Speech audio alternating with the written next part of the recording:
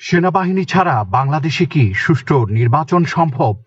বাংলাদেশের সাধারণ নির্বাচনে সেনা মোতায়েন একটি আলোচিত ইস্যু।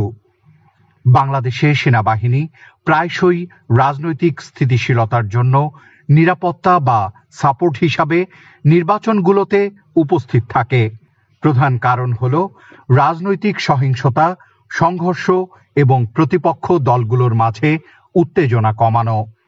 বিশেষ করে নির্বাচনের সময় প্রার্থী ও সমর্থকদের সংঘর্ষ, ভোটে হুমকি, ধাওয়া পাল্টা ধাওয়া ইত্যাদি ঘটার প্রবণতা বেশি থাকে, যে কারণে সেনাবাহিনী মোতায়েন করা হয়ে থাকে। বাংলাদেশে এই যাবৎকালে যতগুলো সুষ্ঠু নির্বাচন অনুষ্ঠিত হয়েছে তার সবগুলোতে সেনাবাহিনী নিয়োজিত ছিল। সেনাবাহিনী থাকলে দেশের মানুষ নিরাপত্তা নিয়ে নিশ্চিত থাকে এবং এতে ভোটার টার্নওভার বেশ ভালো হয়। বাংলাদেশের বেসামরিক প্রশাসন রাজনৈতিক হস্তক্ষেপ, দুর্নীতিসহ নানাবিধ কারণে সুষ্ঠু নির্বাচন করতে অপরাগ, ফলে জনগণের আস্থার মূলে থাকে সেনাবাহিনী।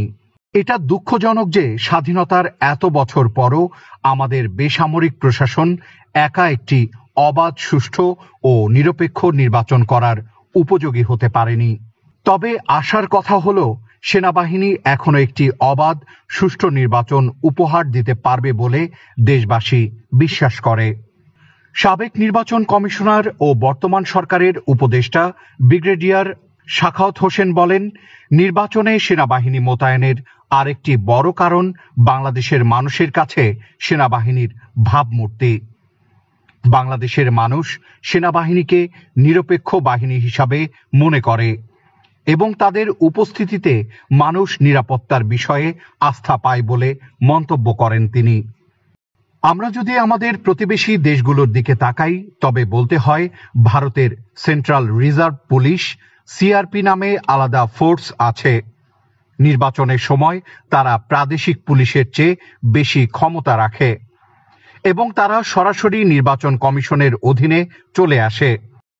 কিন্তু বাংলাদেশের ক্ষেত্রে পুলিশ ফোর্স নির্বাচন পরিচালনাকারী সরকারের অধীনে থাকে। তাছাড়া 15 বছরের আওয়ামী শাসনের কারণে পুলিশ বাহিনী তার যোগ্য কর্মকর্তাদের হারিয়েছে। 5ই আগস্টের পর থেকে বহু পুলিশ পলাতক। আনসার বাহিনী প্রয়োজনের তুলনায় অপ্রতুল। অপরদিকে বিজিবি সীমান্ত রক্ষায় নিয়োজিত। ফলে দেশে নির্বাচন শুধু পুলিশ ও আনসার কিংবা বিজিবি দিয়ে সম্ভব নয়। তবে ইন্টারেস্টিং বিষয় হল বাংলাদেশের আইনে নির্বাচনে সেনা মোতায়েনের কোনো ধারা নেই। বিদ্যমান আইনে আইন প্রয়োগকারী সংস্থার সঙ্গে সংজ্ঞায় বলা আছে, আইন প্রয়োগকারী সংস্থার অর্থ হল পুলিশ বাহিনী, armed police battalion, rapid action battalion, answer বাহিনী ব্যাটালিয়ন, বর্ডার গার্ড বাংলাদেশ এবং কোস্ট গার্ড বাহিনী।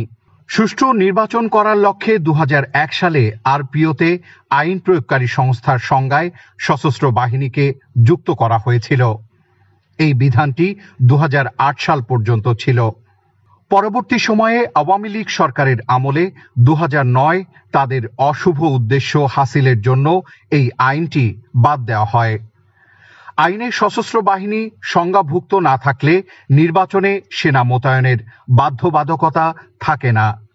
কিন্তু গত 3টি নির্বাচনের আগে অংশীজনদের সঙ্গে সংলাপে অনেকেই সশস্ত্র বাহিনীকে আইন প্রয়োগকারী সংস্থার সংজ্ঞায় অন্তর্ভুক্ত দাবি জানিয়েছিল।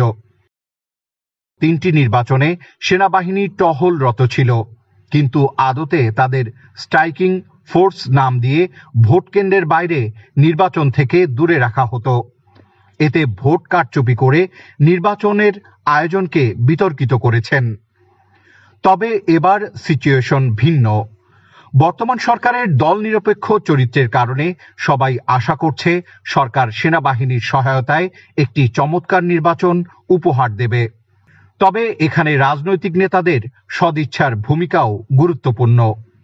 বাংলাদেশের রাজনীতিতে প্রতিদ্বন্দ্বী প্রার্থীদের মধ্যে পেশিশক্তির প্রতিযোগিতা, ভোট কেন্দ্র দখল ও ব্যালট বক্স ছিনতাইয়ের চেষ্টা নতুন কিছু নয়। যে কোনো উপায়ে নির্বাচনে বিজয়ী হওয়ার প্রবণতা এখানে আগেও ছিল, সামনের নির্বাচনে থাকবে বললে ভুল হবে না। এসব সংকট মোকাবেলায় মাঠে সেনাবাহিনীর উপস্থিতি অপরিহার্য।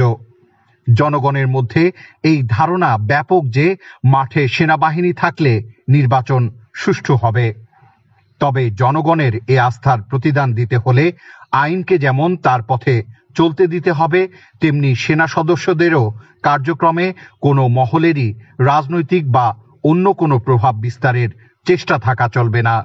তবেই আমরা গণতন্ত্রের দিকে আরেক ধাপ এগিয়ে যেতে পারব।